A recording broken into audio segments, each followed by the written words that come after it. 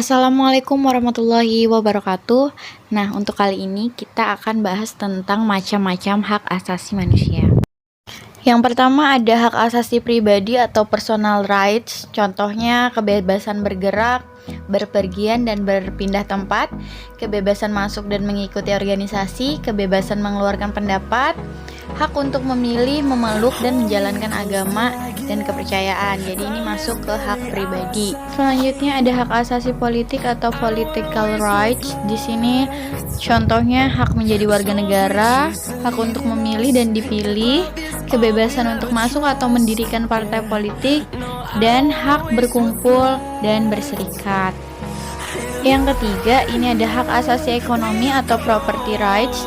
Yang di sini contohnya ada hak memiliki, mencari, dan mengumpulkan kekayaan, kebebasan memilih pekerjaan, hak untuk menjual, membeli, dan menyewa.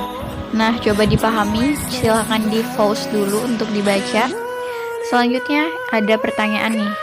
Memilih kepala daerah dalam pemilihan umum ini termasuk hak asasi?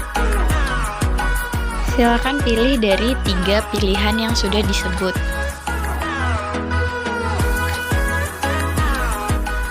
Pertanyaan yang kedua, ini hak menggunakan sumber daya alam. Ini termasuk dalam macam-macam HAM, yaitu hak asasi yang mana? Coba dilihat dari contoh yang telah disebutkan.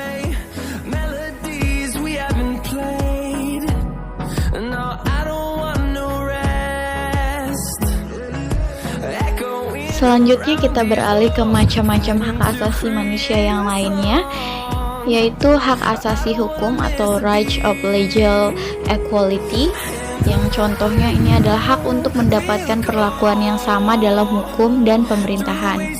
Selanjutnya ada hak asasi sosial dan budaya atau social and cultural rights.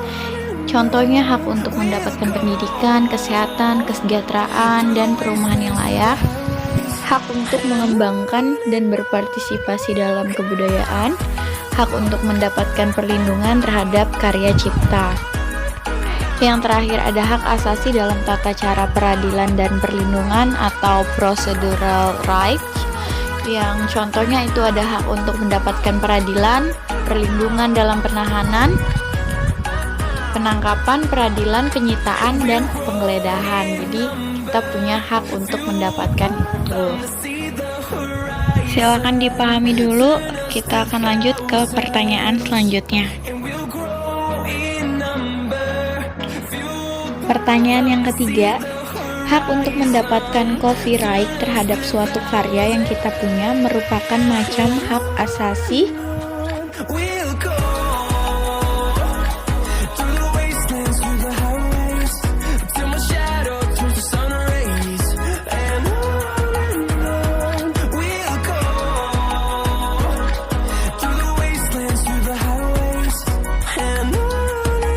Nah, untuk yang pertanyaan terakhir ini dijawab sesuai dengan pendapatmu ya.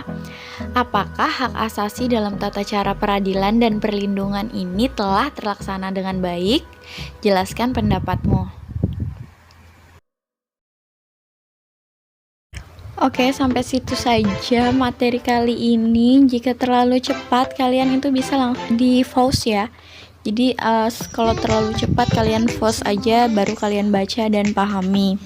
Jika ada pertanyaan silahkan tanyakan ke grup GC PPKN-nya. Dan untuk pengumpulan tugas juga petunjuknya Ibu akan share di GC juga ya. Mohon dipahami dengan baik-baik.